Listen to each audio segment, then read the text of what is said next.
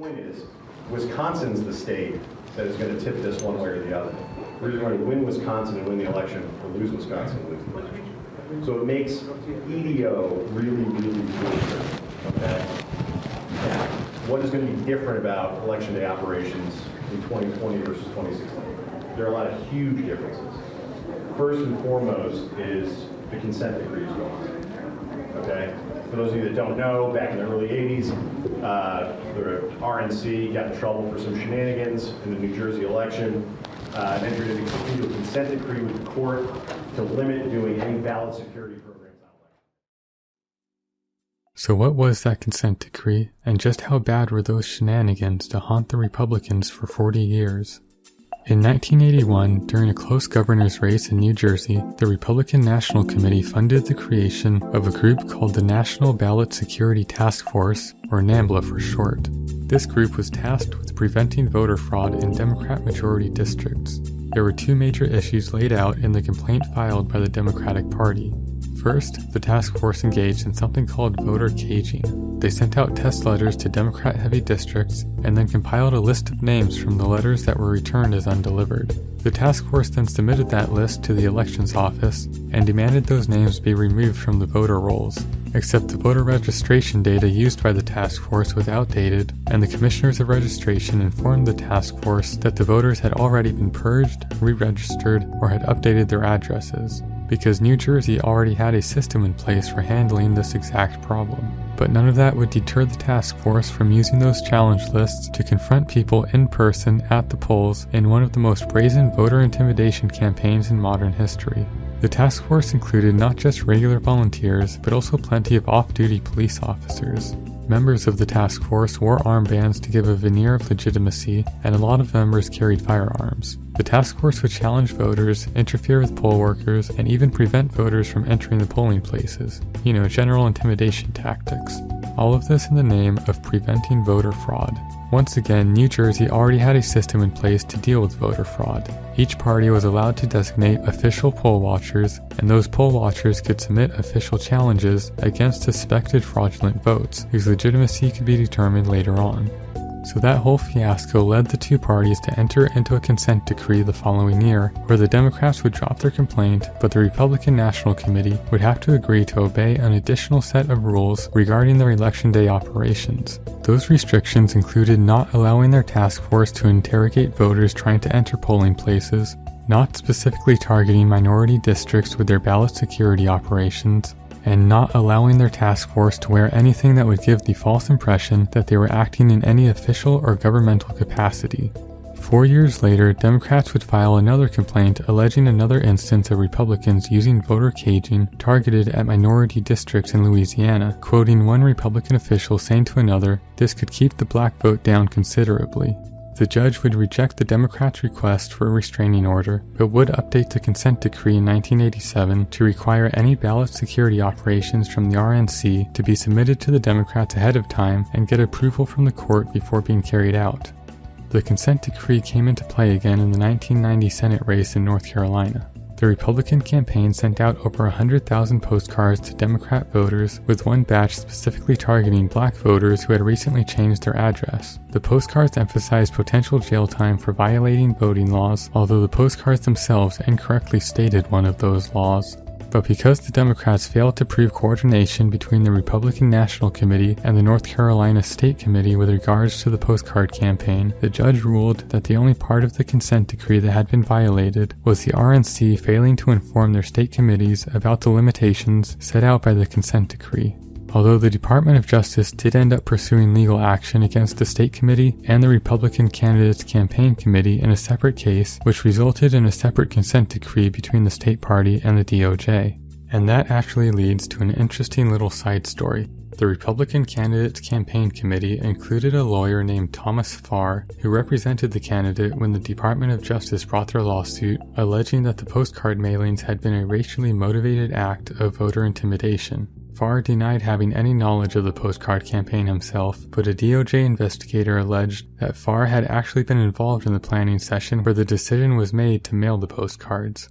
And that wasn't the first time Farr had been involved in a voter intimidation scheme aimed specifically at minority voters. This whole thing came up again 27 years later when President Trump nominated Thomas Farr to serve on a North Carolina district court, once in 2017 and again in 2018. Surprisingly, the Republican majority Senate denied the nomination, and Farr was never granted a judgeship.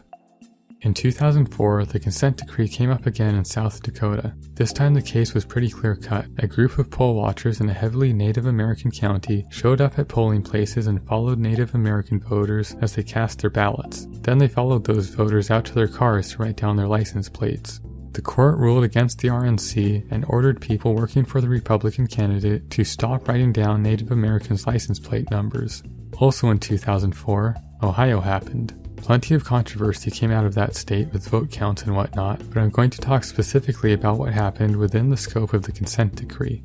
Once again, the Republicans compiled a list of voters whose mail had been returned as undelivered. The list totaled 35,000 names and was skewed heavily toward black districts.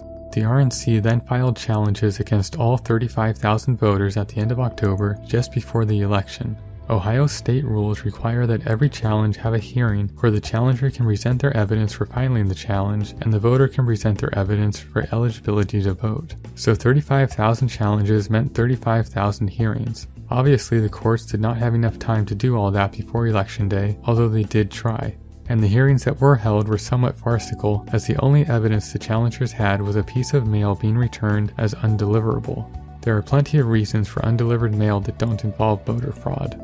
Eventually, a district court judge ordered a stop to the hearings, pending the Republicans offering legal justification for their challenge campaign. Republicans responded by stating they would use their list to challenge voters in person at the polling stations instead. And if that happened, Ohio state law required that every challenged voter would have to have an impromptu hearing with a poll worker acting as an election judge. Best case, the voter would just have to answer some questions and sign a document promising they really were eligible to vote. But when thousands of voters all have to go through that additional process, it's guaranteed to cause delays and deter at least some people from voting. So if the Republicans couldn't clog things up in the courts, they would clog things up at the polls instead. And that's where the good old consent decree came in. Because the RNC was involved in the scheme, and because they did not get prior clearance from the court to carry out the scheme, and because the list targeted minority districts, the judge ruled that Republicans could not use their list of names to issue challenges on Election Day. The decision was appealed to a circuit court where the original decision was upheld 2-1. Disaster averted. Kinda. I need to note here that neither of these 2004 cases were actually brought up by the Democrat National Committee. The case in North Dakota was initiated by the Democrat candidate for Senate, and the case in Ohio was initiated by a voter who found out they were on the RNC's challenge list. This will be relevant in about 5 years, but first we need to get through the 2008 election where Republicans tried a new way to intimidate voters. The RNC and the New Mexico Republican Party hired a team of private investigators to go collect information about newly registered, mostly minority voters. The Republicans then held a press conference where they handed out packets of info on 28 voters and declared them all to be suspicious. The journalists who checked that info disagreed, but the goal of the intimidation campaign had already been achieved. A public display of the potential harassment and legal challenges that awaited any newly registered voter thinking of trying to participate in the upcoming election. So the Democrat National Committee filed for a preliminary injunction against the RNC for violating the consent decree by engaging in ballot security efforts without getting court approval. But the motion was denied because the RNC pretended the private investigators had been hired for something other than ballot security efforts. In other states, the local Republican parties stuck with their good old tried and true methods. The Wisconsin head of Election Day operations put out a call for poll watching volunteers, emphasizing the need for cops, veterans, and security guards to go into the inner city polling stations.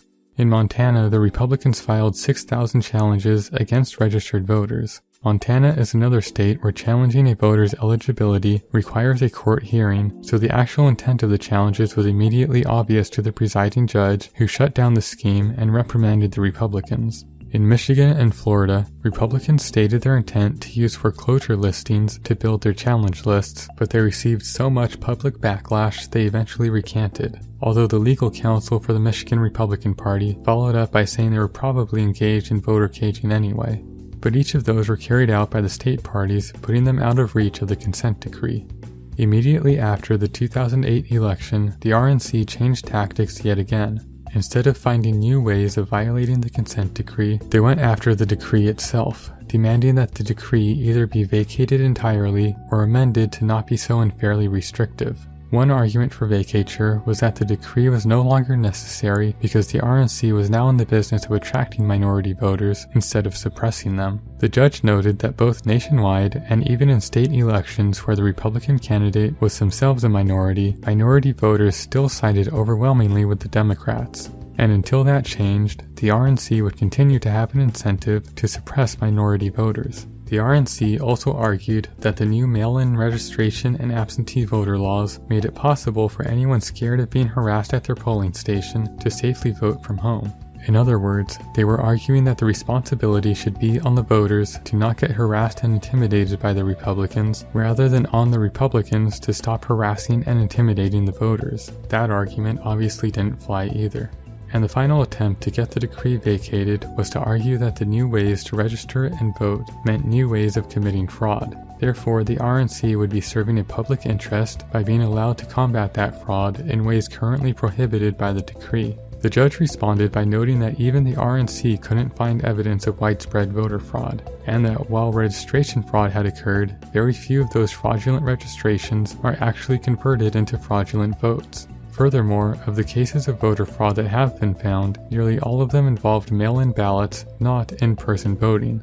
And since the consent decree specifically limited the Republicans' in-person ballot security measures, the potential for voter intimidation far outweighed the potential of the RNC finding or preventing in-person voter fraud. So the motion to vacate was denied, but the judge did agree to make 6 changes to the consent decree based on other arguments that came up. The first change was to limit who could enforce the decree. The Republicans noted that new campaign finance restrictions forced them to use their own legally limited funds to defend any cases involving the decree, but if someone other than the DNC brought the suit, as happened in 2004, the DNC did not have to dedicate any of their own election funds, and that created an unfair dynamic. The DNC agreed, so going forward, only the Democratic National Committee would be allowed to enforce the decree. The second change shortened the pre-clearance period from 20 days notice to 10 days. This was because states had begun allowing voter registration closer and closer to the voting day deadline, so the judge decided it was only fair to allow the RNC to finalize their plans closer to the voting deadline as well.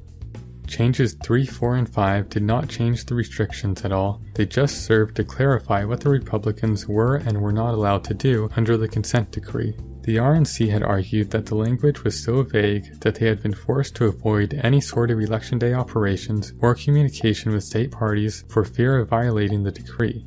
The Democrats argued that it was the Republicans' own fault for not seeking clarification from the court or ever even trying to submit a ballot security plan for court approval. But the judge still went ahead and clarified a few terms for the RNC.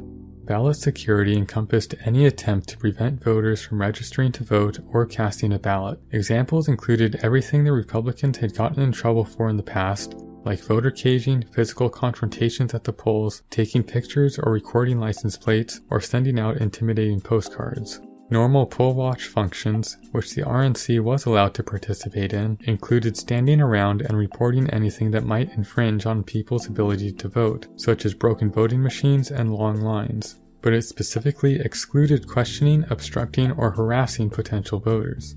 Again, things Republicans had already gotten in trouble for doing previously. Change number 5 clarified that the decree only applied to attempts at preventing vote fraud or registration fraud, but did not apply to any attempts by the RNC to increase voter registration and voter participation. And finally, change number 6 gave the consent decree an expiration date of December 1st, 2017, and it would only be extended if the Democrats could prove by a preponderance of the evidence that the RNC had violated the decree before that deadline. The RNC appealed the decision on the grounds that the district court had abused its discretion by modifying the decree instead of vacating it, but the appellate court upheld the original decision.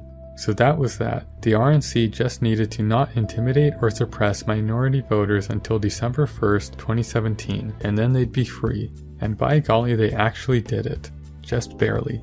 The 2016 presidential election was the final hurdle for the RNC to be free and clear of the consent decree, and despite Trump's best efforts, the RNC had waited 35 years to intimidate voters again, and they weren't going to just let some idiot trip them up at the finish line. While the RNC had planned to sit on their hands on Election Day, Trump was busy riling up his supporters over all the non-existent massive voting fraud that was already happening with early voting. At various times, Trump, Pence, Giuliani, Roger Stone, and Kellyanne Conway each said the Trump campaign was working with the RNC and state and local parties in their efforts to send ballot security people into inner cities and heavily Democratic precincts. If true, of course, the RNC's involvement would constitute an obvious violation of the consent decree, and the decree would have to be extended for another 8 years. To the RNC's credit, they went to great lengths to make sure their staff understood just how important it was to avoid doing anything that might violate the decree. There were multiple memos sent out reminding everyone about the limitations set by the decree. There were mandatory staff trainings focused solely on compliance with the decree, and they even sent out a form to every staff and contractor to sign, affirming they understood and would comply with the decree. And when Trump began talking about watching the polls and dragging the RNC into the conversation, the RNC's lawyers sent the Trump campaign multiple letters telling Trump he was on his own with any ballot security stuff he wanted to do. The RNC also sent out memos reminding their own staff to immediately leave any meetings, conference calls, or email chains if at any point the issue of ballot security came up. In short, the RNC went into full lockdown to weather the Trump storm and wait out the final year of the decree, and it worked. The evidence the Democrats could offer was flimsy at best. Statements from the Trump campaign, statements from a few people who were working as state party officials, and some anecdotes from Democratic poll watchers who stated their Republican poll watcher counterparts had admitted to being hired by the RNC. The court was unconvinced. The decree was allowed to expire at the end of 2017, and now here we are, in the early voting stages of the first presidential election in 40 years where the Republicans can fund and organize their voter intimidation efforts at a national level. And they are taking full advantage of that freedom. And really, why shouldn't they? What even are the consequences of running voter intimidation programs? That 1981 New Jersey governor election had over 2 million votes cast, and the Republican candidate won by 1,797 votes. And despite the voter intimidation being so blatant that the RNC willingly entered a consent decree with no end date to avoid litigation, those election results were allowed to stand. So it should come as no surprise that with the consent decree gone, the RNC is planning to use the exact same tactics that worked so well in 1981. Of course, those tactics never went away even under the consent decree. The efforts just became decentralized. So instead of rebuilding their programs from nothing, the RNC is using their resources to augment the state and independent groups that have taken up the mantle of voter suppression in the RNC's absence. Of interest here, we have a new initiative called Continue to Serve, which is about recruiting veterans and first responders to work inside the polls. You want to talk about people who understand and respect law and order and chain of command. You get some SEALs in those polls, and they're going to say, no, this is what it says, and this is how we're going to play this show. And that's what we need. We need people who are unafraid to call it like they see it all the way down the line. That was Catherine Engelbrecht, leader of an organization called True the Vote, speaking at a meeting of conservative leaders in February 2020. Her efforts started in 2010 as a local Texas poll watcher group called the King Street Patriots, but Catherine wanted to grow it into a nationwide effort with 1 million poll watchers across the country. And while I don't think she quite hit 1 million, her group's activities in state elections has succeeded in getting the attention of the RNC. Major aspects of ballot security fell then to the organization that Brad mentioned, the National Republican Lawyers Association, and they did a lot of work, but there was constant complaining that the RNC, which has a lot more resources than the National Republican Lawyers Association, couldn't weigh in. As I understand it, eventually, just not long ago, this consent decree was voided, and the Republican National Committee now has unrestricted authority to weigh in on ballot security operations. My question is, since that consent decree has been discontinued, have you noticed resources coming from the Republican National Committee that have been well directed in ballot security? And if not, maybe I can help prod them into doing something. The RNC is also supporting the Trump campaign's effort to put 50,000 poll watchers in the most important swing states. We have already hired 3 regional political directors, the RNC has, to be able to do EDO throughout the country. We're engaged with local election boards, state secretaries of state, engaged with the political operation in the field program through Trump Victory. The campaign is going to be hiring state EDO directors beginning in April, May to help organize in their states, integrate with the political and field program there. It's all new to everybody. I mean, I was 7 years old when the consent decree went into place. So this is new. This is brand new, okay? And what we're hoping to be able to do is leverage about 50,000 volunteers all the way through from early vote through election day to be able to watch the polls. Wow. And so we will have scale this time because we're starting early, we're able to start early, and we're able to really like dig stuff out.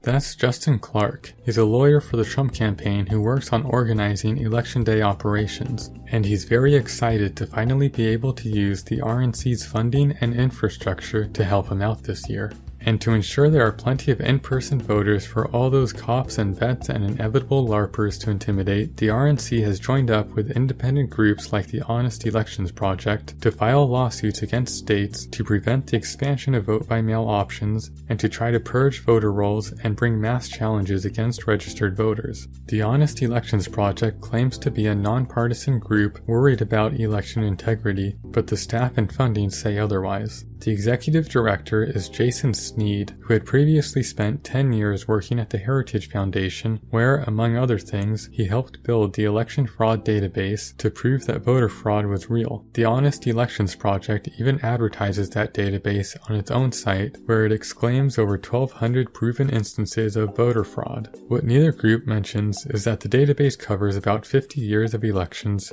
federal, state, and local, which adds up to literally billions of votes, which makes that 1,200 number just a little less impressive. On the funding side of things, there's a bit of background to untangle. The organization was founded in the early 2000s as the Judicial Education Project. In late 2019, the name was changed to the 85 Fund, and then the company filed for 3 legal aliases: the Law and Policy Forum, the Judicial Education Project, and the Honest Elections Project. 4 names, 1 legal entity. I couldn't find anything on the Law and Policy Forum, but the other 3 names that this group operates under gives a pretty clear picture of what's going on. The Judicial Education Project received millions of dollars each year from a Republican megadonor organization called Donors Trust, which also provides significant funding to the Cato Institute, Heritage Foundation, Federalist Society, NRA, Turning Point USA, and Project Veritas, just to name a few. In fact, donations from Donors Trust have made up the majority of the Judicial Education Project's funding since 2013. So the group takes in funding through one alias and conducts their supposed nonpartisan election integrity programs through another alias. But again, it's all one legal entity. And this year, those donations might get even higher thanks to a new venture by a man named Leonard Leo. He's on the board of the Federalist Society. He was involved in advising President Trump on his first 2 Supreme Court picks, and now he wants to serve as a consultant for Republican megadonors to help direct their funds in the most effective way possible. And one of the groups he's going to work with is the 85 Fund, which again is the same organization as the Judicial Education Project and the Honest Elections Project. The Honest Elections Project is also represented by the law firm of Consovoy McCarthy, the same law firm that represents the Trump campaign and the RNC in their lawsuits to prevent the expansion of mail-in voting. So the nonpartisan thing doesn't really hold any water. This is a Republican group run by Republicans, funded by Republicans, and using a Republican law firm to help carry out voter suppression schemes.